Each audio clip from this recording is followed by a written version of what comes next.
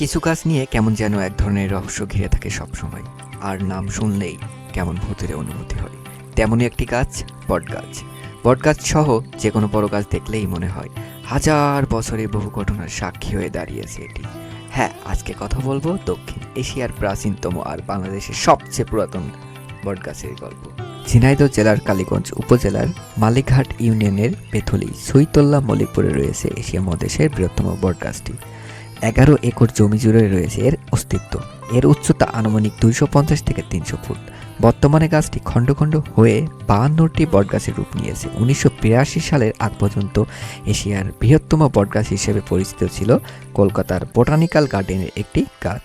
পরবর্তী সময়ে বিসিবির এক তথ্য অনুষ্ঠান প্রতিবেদনে জানানো হয় কালীগঞ্জ উপজেলার পেথলি সৈয়দুল্লাহ মল্লিকপুরের বটগাছ এশিয়া মহাদেশের বৃহত্তম বটগাছ। 1984 সালে এটি এশিয়া মহাদেশের বৃহত্তম বটগাছ হিসেবে স্বীকৃতি লাভ করে। এই বটগাছটির নামকরণ নিয়ে রয়েছে নানা কিংবদন্তি। এটি কারো কাছে সৈয়দুল্লাহ মল্লিকপুরের বটগাছ, আবার কারো কাছে সৈয়দুল্লাহ বটগাছ, আবার কারো কাছে বেথলির বটগাছ বলে পরিচিত। ঝিনাইদহ শহর থেকে এর দূরত্ব প্রায় 25 কিলোমিটার। কালীগঞ্জ উপজেলা শহর থেকে 8 কিলোমিটার দূরে অবস্থিত। এই স্থানটির মালিক ছিলেন কালীগঞ্জ উপজেলার রায়গ্রামের জোরদার নগেন সেনের স্ত্রী শৈলবালা সেন। পরে এটি খাস হয়ে যায়। আগে হিন্দু ধর্মের মানুষেরা নির্দিষ্ট তিথিতে গাছতলায় পাঠা বলি দিতেন। এই গাছের নিচে একটি কালী পূজার বেদি স্থাপিত হয়েছে। এখনও সব ধর্মের মানুষ তাদের বিশ্বাস অনুযায়ী বিভিন্ন মানত সিন্নি পূজা অর্চনা করে থাকেন। এশিয়া মহাদেশে এই বৃহত্তম বটগাছটি দেখতে দেশ বিদেশ থেকে বহু লোকজন আসেন। এলাকার বয়োজ্যেষ্ঠ ব্যক্তিদের কাছ থেকে জানা যায় একটি কুয়ার পরে ছিল এই গাছের মূল অংশ। তখন জনবসতি ছিল খুবই কম। রাস্তার পাড়ে এই গাছ ছিল ডাল পালাই পাতায় পরিপূর্ণ। গাছের নিচে রোদ বৃষ্টি পড়তো না।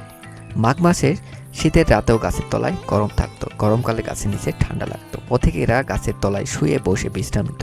প্রবীণ ব্যক্তিদের ধারণা, পথশ্রান্ত ব্যক্তিদের যখন এই মনোরম স্থানে শুয়ে বসে বিশ্রাম নিত, তখন থেকেই অনেকের কাছে এটি সৈয়দুল্লাহ বটগাছ নামে পরিচিত লাভ করে, আর এর থেকেই নামকরণ হয় সৈয়দুল্লাহ বটগাছ। পথশ্রান্ত লোকজন বটগাছের নিচে বসে বিশ্রাম করত, সময় কাটাতো। এই জন্য মল্লিকপুরের গ্রামের কতিপয় ব্যক্তির বটগাছের পাশে দোকান বসিয়ে ব্যবসা শুরু করে। মল্লিকপুরের ব্যবসায়ীদের ব্যবসা কেন্দ্রের নামেই মল্লিকপুরের বটগাছ হিসেবে এটি পরিচিত লাভ করে।